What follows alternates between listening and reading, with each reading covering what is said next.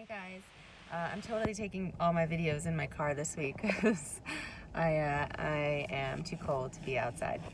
So I'm getting a lot of questions about whether or not my fertility supporting products help with endometriosis and fibroids, as well as fallopian tube blockage. And I'm going to talk about all of those together because even though they're definitely different, they do have a lot of similarities, which is mostly like stagnation of energy. Like the energy is not moving and it has accumulated either into a blockage of the fallopian tube, a fibroid.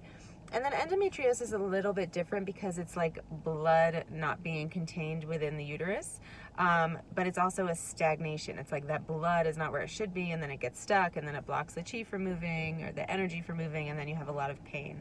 So we treat it kind of similarly. The thing with all of those is people often want to know, like, why did this happen? Why is this happening to me?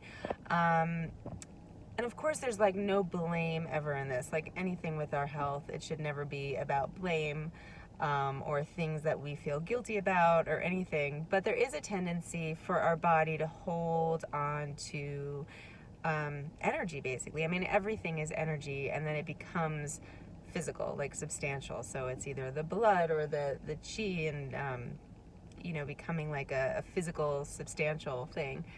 But it all starts with energy. So it's important to look at like what we're holding on to energetically. Do we get really stressed?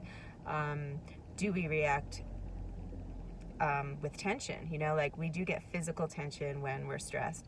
Often it can be cold. Cold can also contribute to those things, because think about what happens when you go outside in the cold, which is why I'm not outside now, is like think about your muscles. Like you tense up, your neck gets up, you're cold, you're tight. So often cold in your body can contribute to any of those conditions.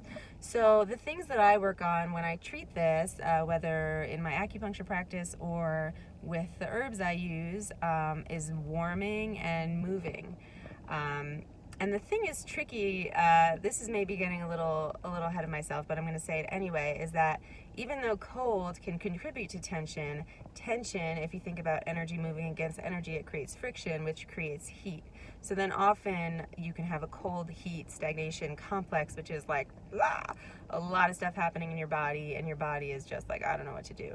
So my work is kind of about unraveling this kind of conglomeration of energy and stagnation and heat and cold that's in your body. And so one of the best ways to do this, especially for a physical blockage like this, whether it's endometriosis, the blood, or a fibroid, a fallopian tube, is to touch it and move it. I mean, if you think about like a tight muscle, you want to massage it. So I highly, highly, highly recommend doing my womb massage. There's a free tutorial on YouTube. There's no reason not to do it. I recommend doing it all the time. If you could do it once a week, twice a week, even 3 times a week, that'd be great. Just don't do it when you are bleeding.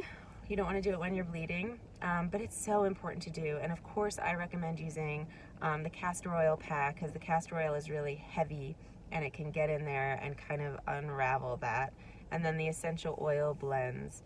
If you put your hands on your belly and it feels cold, then I would use the womb warming oil. Otherwise, the womb healing oil is great.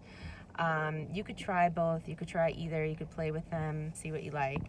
Usually your body will kind of tell you what it likes and what it doesn't like.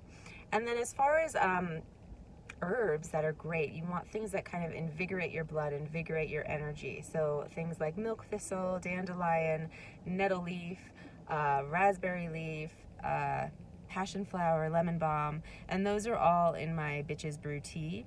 And then I also have some warming ingredients in there, like orange peel and ginger, because those are all really supportive of moving your energy. You want your energy to move because you know that you have a tendency for your energy to get stuck, and that's why you would have a blockage or a fibroid.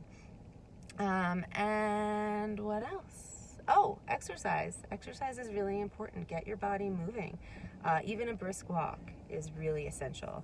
And as always, I always talk about this, don't have dairy. It's not good for your reproductive organs. It's just not. You can get the calcium from so many other better, less inflammatory, less cloying sources. So that's it for now. Feel free to leave comments with questions. I'm happy to answer any questions.